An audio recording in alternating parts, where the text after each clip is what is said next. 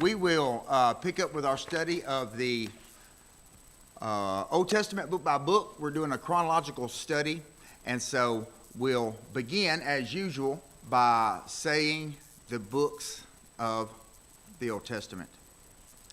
Genesis, Exodus, Leviticus, Numbers, Deuteronomy, Joshua, Judges, Ruth, 1st and 2nd Samuel, 1st and 2nd Kings, 1st and 2nd Chronicles, Ezra, Nehemiah, Esther, Job, Psalms, Proverbs, Ecclesiastes, Song of Solomon, Isaiah, Jeremiah, Lamentation, Ezekiel, Daniel, Hosea, Joel, Amos, Obadiah, Joel, Jonah, Micah, Nahum, Habakkuk, Zephaniah, Haggai, Zechariah, and Malachi. I didn't hiccup at that time on my Joel and Jonah, so I tried to make sure I had that with a little more confidence this week. I usually always have a stutter step right there. So practice makes perfect. We said the rules of education are repetition, repetition, repetition. And so most everybody has a Bible. If you don't, let me know. We'll get you one. They all have a table of contents in the front that'll tell you the books of the Bible. Many of them will tell you how to pronounce them. And so, and whatever helps you need. We've got different bookmarks that have them on there. And so make sure you learn those. Just go over them. And if you're not getting them real good, we'll open up to your table of contents as we begin each class, and go ahead and just let your eyes follow through them, and as we say them, just hear them, and it'll click in more than you realize. And if you look at them before you go to bed at night, all of this material is true. They have found that if you will spend 10 minutes a day, even 5 minutes a day, especially towards the end of the evening, 2 times, right after you study it, so after a class, if you'll take 5-10 minutes to review it, maybe finish a few notes that you didn't finish, make a few notes that you're like, oh yeah, I need to make sure I remember that. Let me put a star here. Let me underline this, highlight that. If you'll do that within a few minutes, within an hour or two, but especially within that first hour after you get exposed to information, and then if you will review it right before you go to sleep, or right when you get up. Usually it's better before you go to bed when you're learning information. It'll put it in your subconscious mind. It actually puts it into your brain in memory and stores it in a way that will allow you to have access to it. And if you'll do that several times in a week, if you'll review your notes, if you'll go over the 17 major divisions of the Bible, if you'll go over the books of the Bible, memory verses, if you'll just read over it without even trying to I got to remember this, just look at it and contemplate it and think about it. If you'll do that a few minutes every day, especially before you go to bed, it will stick in your mind, and it'd be a lot more valuable than trying to, on a Saturday evening or Sunday morning or evening class, just getting exposed to it for an extended period of time once a week. It doesn't stick near as good. So if you'll just kind of expose yourself to it, you'll be amazed at what the mind can do at any age, I promise you. So now that our major divisions of the Bible, and for those that are visiting, y'all don't have the material, do you? Kevin, will you grab a few of the sheets that are back there and make sure that our visitors have at least the basic stuff? And again, I'm working on a collection of material that has all this in there for you. So hopefully in the next couple of weeks we'll have that. But you'll at least have this to get you started. And so we said we broke the Bible down in 17 major divisions because we said the Bible, what does Bible mean? Book, biblios. It's a book. It's a book of books. And so this book, the Bible, has 2 major sections in it. Old Testament, New Testament, A testament is what? Some kind of collection of knowledge of, in this case, it's going to be like a will and testament. It's going to be a collection of truths, of promises, an inheritance to be given. And an old is going to be put in there for a particular time period, and then a new one is going to be put in for a particular time period. The Old Testament has how many books? 39, we just said those. The New Testament has 27, and you'll study it next quarter. And we've been through both of these a few times, and we've added different layers. And we said that during the history of mankind, there have been 3 ages. How many? 3? What are they called? Patriarchal age, which is unique because of why? Primarily. There's a lot of different unique things about the patriarchal age, but what is in particular about the patriarchal age? God spoke to the leading figure of a family, the patriarch. So Adam, Enoch, Noah, Job, Abraham, Isaac, Jacob, and the 12 tribes of Israel, the patriarchs of the families. Then he brought in the next age, which is called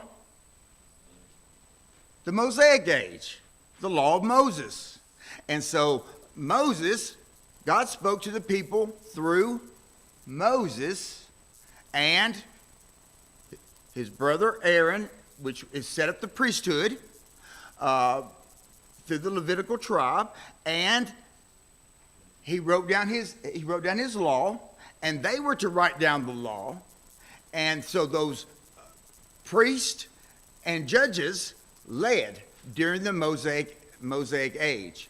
And that brings us up to, because the Mosaic age, and even before the Mosaic age, in the patriarchal age, God was promising something. He was promising that there was going to be a seed through woman that would come to bruise the head of the serpent. Right? That's the main gist. It's this relationship that God wants with us. And so he used these different ages and avenues to prepare for that time. So he promised him another time, one that would come, a prophet that would be greater than Moses, Moses said, Deuteronomy 18.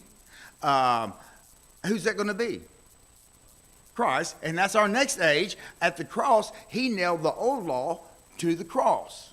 The old law waxed old. That Old Testament was fulfilled in. Christ didn't come to destroy the law. He came to fulfill the law. That's why we can still learn things from the old law through its types and antitypes, through its shadows. We can see clearly now that that tree, that rock, whose shadow that the people stood in during the Old Testament, and this Christian age is also can be called what? What's something else, some other terminology that we hear about the Christian age? The last days? You ever heard that term, the last days?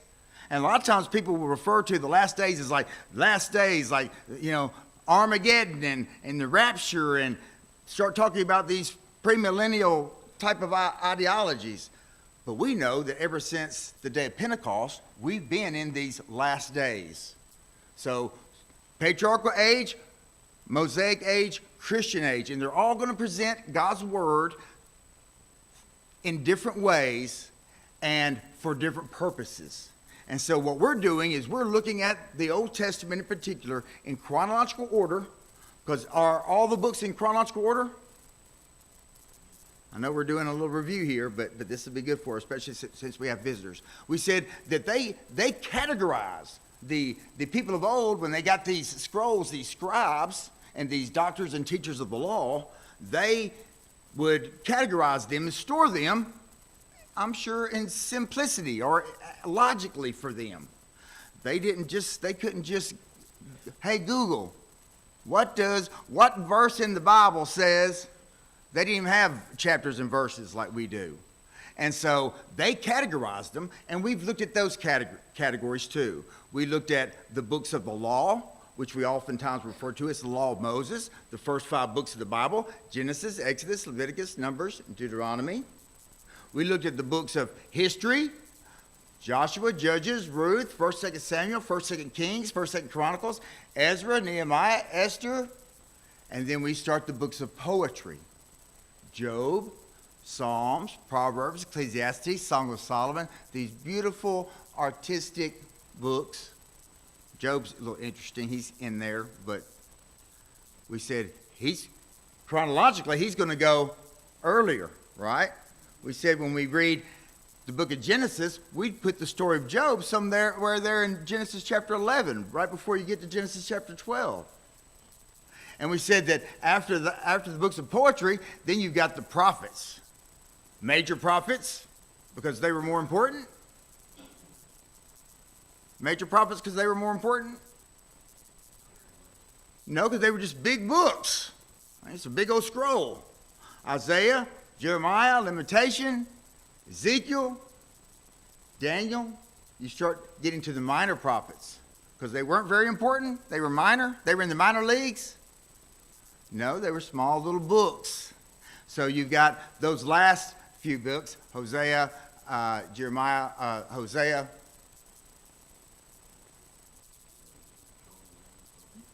There you go.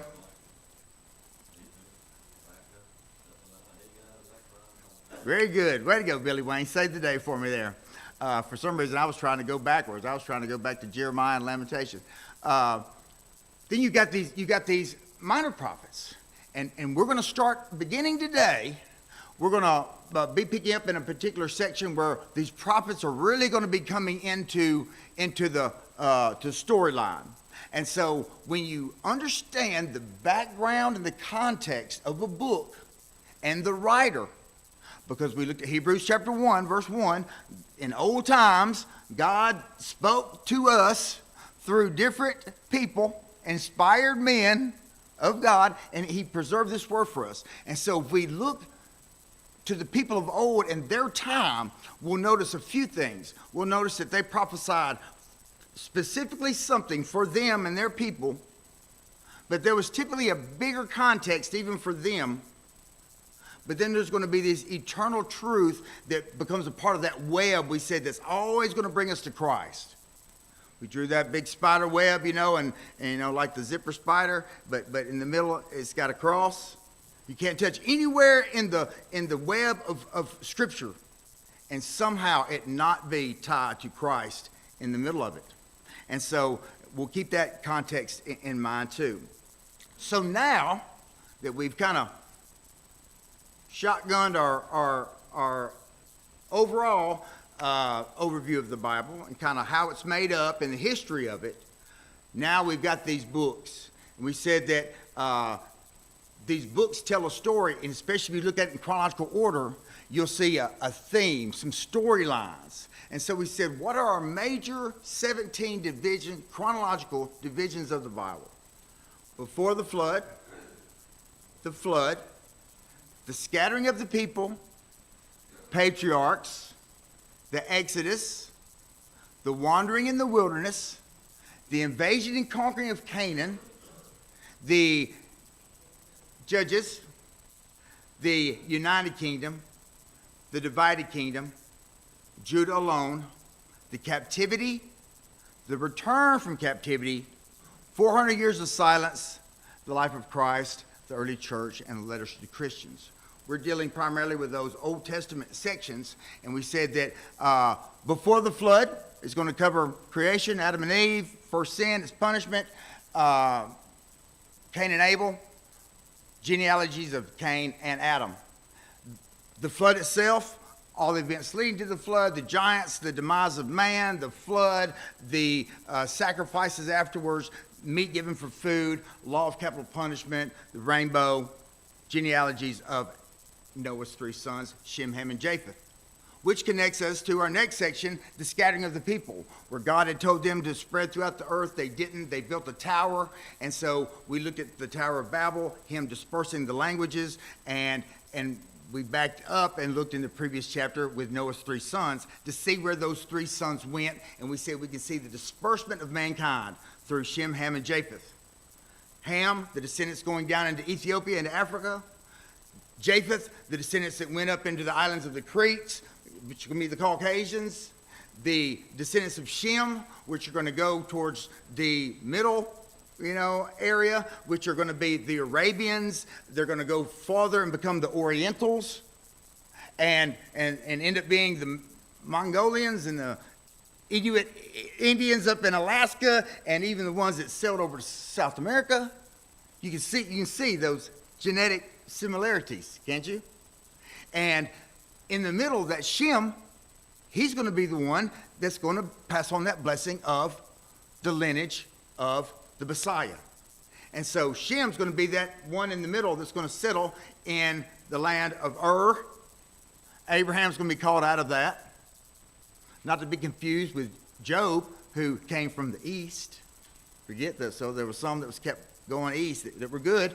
They're going to go their own way. We'll see they'll be a part of the storyline. But he calls him particular, Abraham. And we see that gets us to our next section, the patriarchs. The last part of Genesis covers that story of the patriarchs. Abraham, Sarah, Isaac, Ishmael.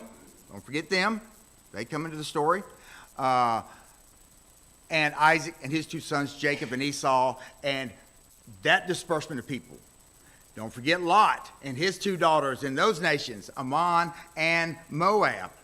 Don't forget the descendants of Esau, the Edomites. And so God makes his promise, and eventually, through this family and the 12 tribes, Jacob gets sold into slavery.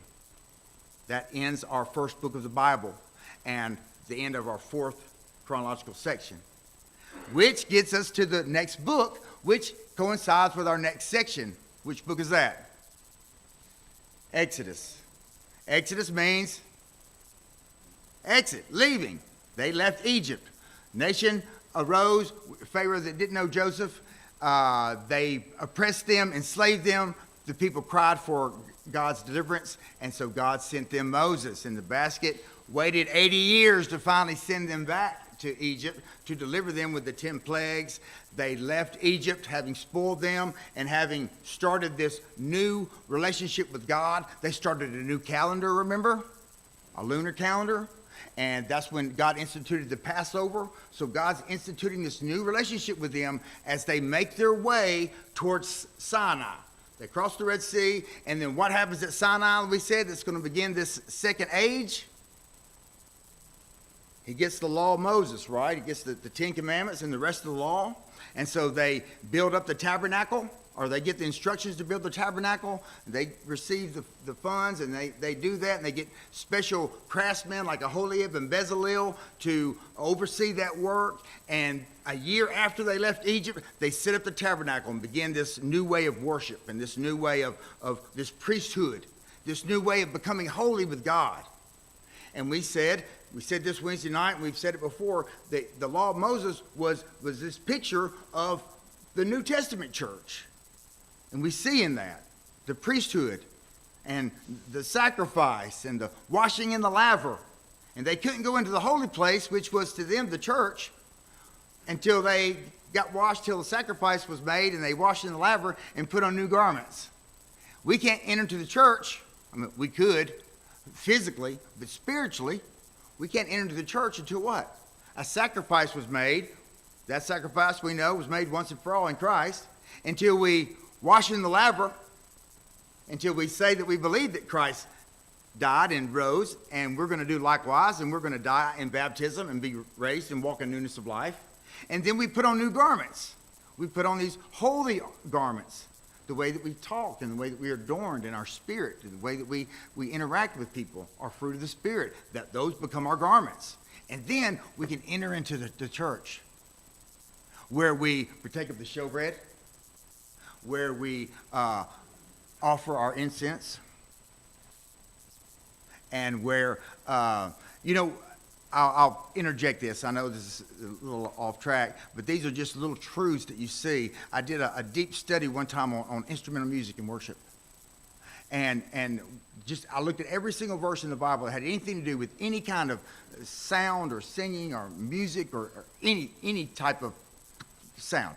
Interestingly, there's nothing really about percussions in the Bible, no drums or anything, which is interesting. But in the old law, the law of Moses, we know David instituted instruments with worship when they brought the tabernacle to Jerusalem and built the temple. We're in process of building the temple. But in the old law, originally, the only sounds that you would have tied to worship were when they would blow the trumpet to let people know it's time to come to worship. Or the little bells on the hem of the high priest's garment.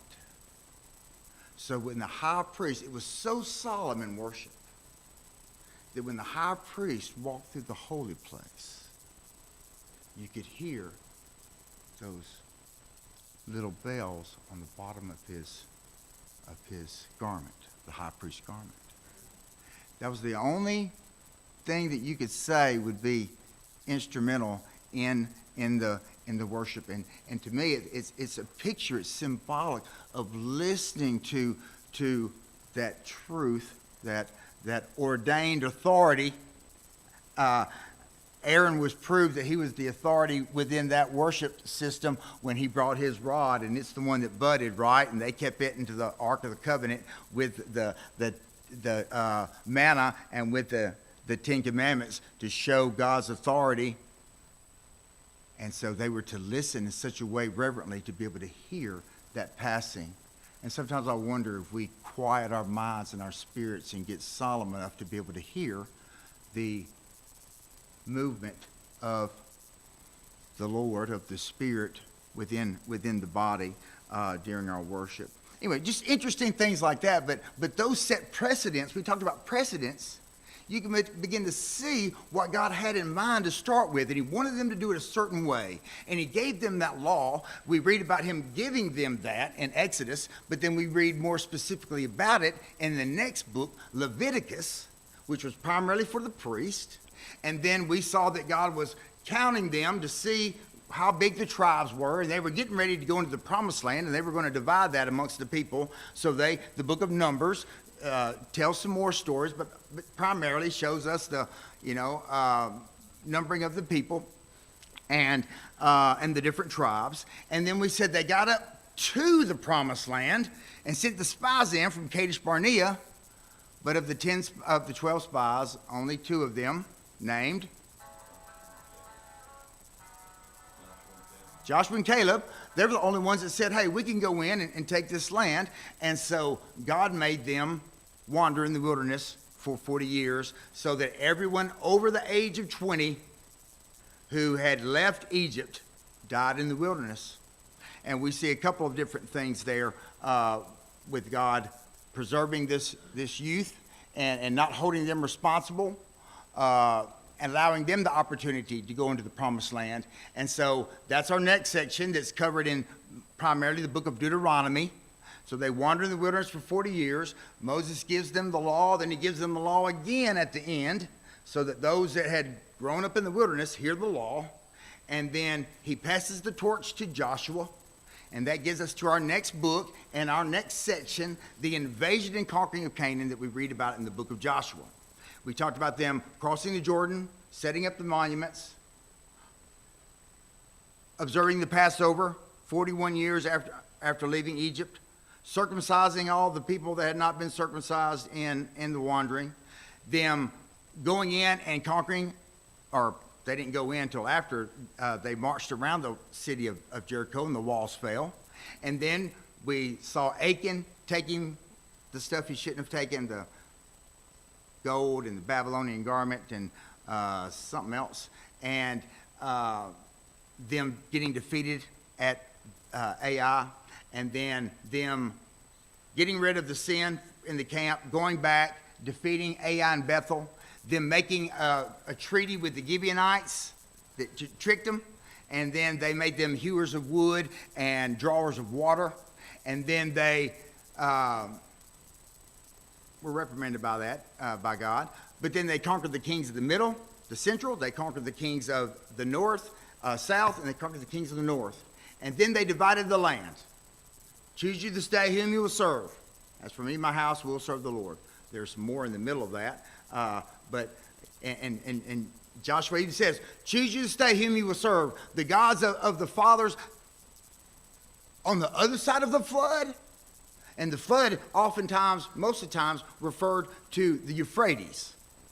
Because you know how the Nile would flood, and then they throw out the stuff, and then when the water would go down, that would plant their crops a lot of times in Egypt.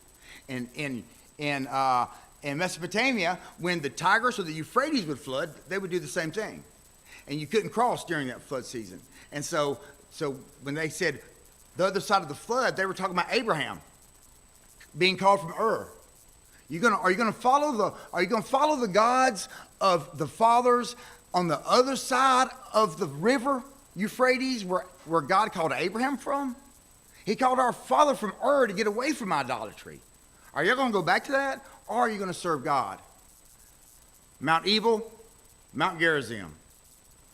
Blessings or cursings? You're going to choose God and follow his commandments and be blessed in the land that he's giving you, or are you going to not follow him and be cursed? Choose you this day. This is who I'm choosing. And that's how the book of Joshua ends. And when we pick up the next book, which is our next section, Judges, our next time period, we see that they didn't heed that warning. They said that they would, but when it describes every tribe, all the tribes of Jacob, Reuben, Simeon, Levi didn't have land. What did Levi have? Levi had cities. They had Levitical cities. On each side, there were 6 cities that were chosen so that people could go in refuge, so they could get their trial heard if they were falsely accused of something. Or if they needed some other type of study or service, the Levites had cities. And they had places, but they didn't have a particular land.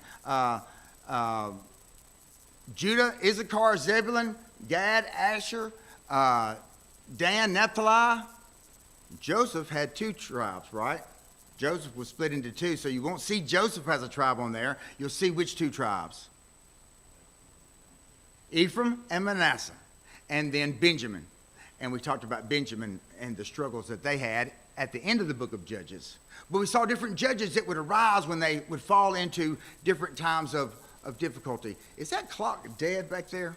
I've been totally confused for like the last 20 minutes, so I have no idea what time it is. So, what time is it? I got 5 minutes? Okay, so that gets us up to the time of the judges, and they began to fall into idolatry because they were told to drive out the people, and they didn't. So every tribe that's mentioned, it says, nevertheless, they left the inhabitants of the land. And so that becomes an influence. They begin to get oppressed. And so when they're oppressed, they would cry for a deliverer. God would send them a deliverer or a judge that would deliver them. And we've talked about those recently. Othniel, Ehud, Shamgar, Deborah, Gideon, Abimelech, Tola, Jair, Jephthah, Ibzan, Elon, Abdon, Samson. We talked about the last few stories in the book of Judges, the Micah, and him setting up that false priesthood, and the Danites stealing it from him, and then the concubines, the Levites' concubine, and what happened with the Benjamites. And then that gets us to our next book, the book of Ruth, which begins by saying in the times of the judges, and it tells a story about Joseph's great-grandparents,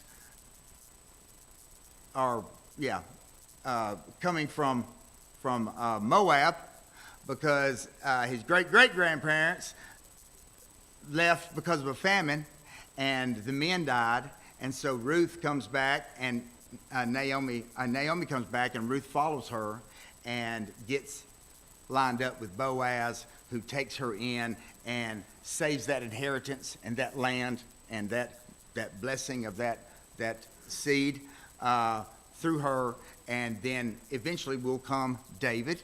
But that gets us to our next book, which is 1 Samuel. And 1 Samuel begins with who? This was the last thing that we studied. It begins with the birth of Samuel, with Hannah going and crying for a son, and Eli blessing her. We talked about his two wicked sons, and we talked about him hearing about their death in the war with the Philistines, and him falling back, breaking his neck. Samuel being a priest and a prophet, and how he was a type of Christ in a particular way, and how he was a good man, but the people still wanted a king. And so Samuel said, God, they want a king. They don't want me anymore. And God said, no, it's not you, it's me. They're not rejecting you, they're rejecting me. And so Samuel went, and Saul was anointed. And we said that Saul did good right at first. Seemed like he was going to be good. But then he immediately fell into going his own way, which is pretty common. So I'm sure that, there was many times that we said in the book of Judges where it said, and every man began to do that which was right in his own eyes. And so surely if people before him could do that, he's king after all. So he started getting some bright ideas, and it was going against the law of the Lord. And so he's going to be held responsible for that. We said in particular that he didn't kill Agag. He didn't destroy all the Amalekites, these people that went against them when they left Egypt, and that was going to have repercussions in the future even. But Samuel took care of Agag, but God's displeased with him. So now who comes on the scene? Who's our next? Now we're past the Judges, so we're in our next section, the United Kingdom. We said there's 3 kings in the United Kingdom. Who are they? We just mentioned one of them. Saul, David, and Solomon. So when you begin to read 1 Samuel, you begin to see that the people are being challenged by Philistines. And David is just a young boy. Actually, I kind of skipped a little something. I made quick reference to it. But you remember, God had already pulled away from Saul, because Saul had pulled away from God. And so God sends Samuel to the house of Jesse. And we can follow that line of Jesse back to Boaz, back to Judah, back to Abraham. And so that's where it begins, and that's where it ends at this point. And so David is one of Jesse's sons, several sons. And God chose of those sons the smallest, the little ruddiest, red skin, probably sun blistered from being out herding sheep. And David goes to take his brother's dinner, you remember, some victuals. And Goliath's out there mocking the Lord, mocking the people. And David he's beside himself. Somebody was going to let him talk about our God like that? Are you kidding me? And his brothers are like, shut up. Man, you don't have no business even being here. You're not even old enough to be in the army. And before it's all said and done, David's out there against him with 5 stones, one for Goliath. And y'all know why he went ahead and got 4 other stones? Goliath had 4 brothers. And before that day's over, there's going to be 5 Goliath and family deaths. And so they go and they end up being victorious because of David. And God shows that he is blessed. And David's still not even old enough to be in the army, and just becomes a harp player. Plays for Saul. Finally plays the harp for Saul and to appease him, because God sent an evil spirit to torment Saul, because Saul had been unfaithful to him. And before you know, David's old enough to be in the army, and now is just killing thousands upon thousands. And the women even sang a song. Saul has killed his thousands. David has killed his tens of thousands. How does Saul feel about this? Is he pretty happy about it? No, he gets jealous. And so the last part of the book of 1 Samuel, you see that story of Saul finding ways to try to get David. You see the relationship that David and Jonathan have. You see that Saul gives David a wife. David gets some other wives. There's these weird little family relationships that get started. And you see that Saul and Jonathan make a pact. And David promises to always watch after Jonathan's family, and they love each other as their own soul. And then Jonathan ends up dying in battle. Saul will end up dying in battle. You know, David flees from Saul, goes down to the Philistines, has to hide out, gets his entourage following him, these vagabonds that follow David. So you had that kind of division within the kingdom. But Saul, as you end the book of 1 Samuel, Saul dies. How? Who killed Saul? He killed himself. He fell on his own sword. Remember, he couldn't get his sword bearer to kill him? So he falls on his own sword. And then the sword bearer, he does the same thing because he's like, they're going to blame me for it, so I might as well go out too. And then 2 Samuel begins with that guy going up to David saying, hey, you heard that Saul died, right? Yeah, I took care of him for you.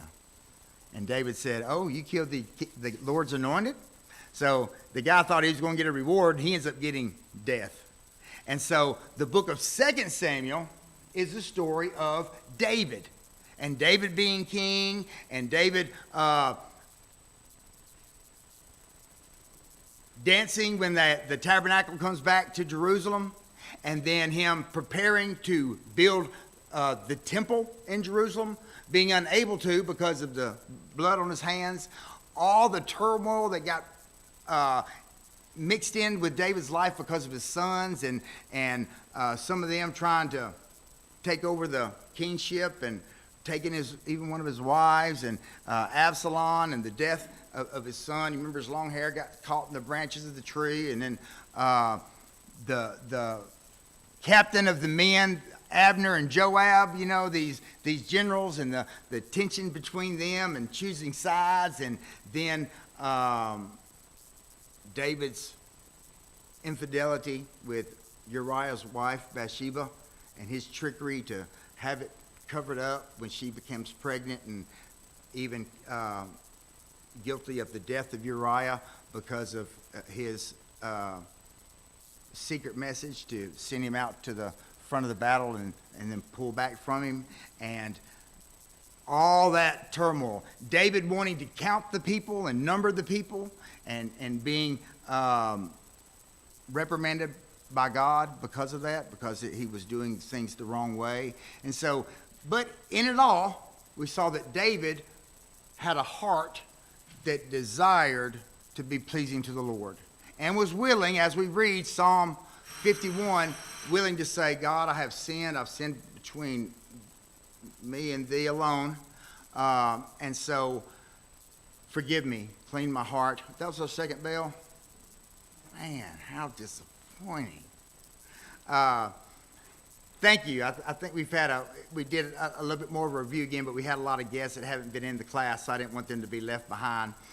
So we'll pick up there Wednesday night, but we've got this time where the United Kingdom is strong, and David has set things in order, and the people are following the law for the most part, and David corrects his mistakes, and so he set that example, and he's passed this on to his son Solomon, who's going to rule in wisdom.